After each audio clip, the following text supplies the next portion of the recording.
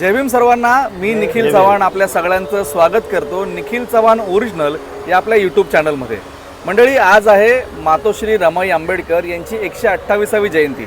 या जयंतीच्या निमित्ताने भारतीय बौद्ध महासभेचे वरळी शाखेचे सर्व पदाधिकारी आज आपल्यासोबत आहेत. आपण त्यांच्याशी बातचीत करूया.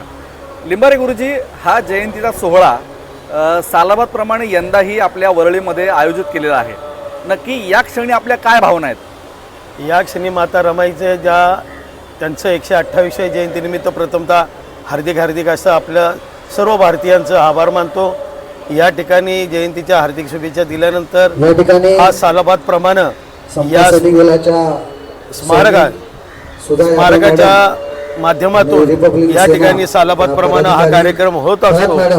या ठिकाणी विविध कार्यक्रमाचं सालाबादप्रमाणे नियोजन आयोजन असतं आणि या आयोजनामध्ये म्युनिसिपल कॉर्पोरेशन असो किंवा इतर संस्थेचे कार्यक्रम असोत, या ठिकाणी व्यवस्थितरित्या हे कार्यक्रम पार पाडले जातात.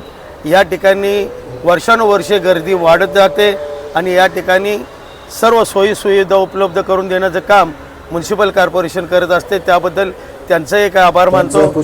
त्या ठिकाणी येणाऱ्या सर्व उपासक उपासिका किंवा बौद्धाचार्य, राजकीय सामाजिक कार्यकर्ते, पदाधिकारी यांचं सर्वांचं या ठिकाणी आपण रमाई स्मारकाच्या वतीनं आभार मानत असतो आणि त्यांचं या ठिकाणी या स्मारकाच्या आतमध्ये सर्वांचं आपण हार्दिक असं स्वागत करतो.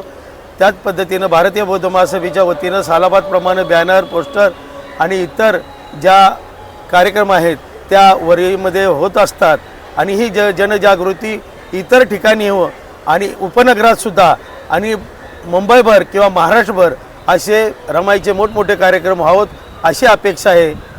जय भीम, नवबुद्धाय.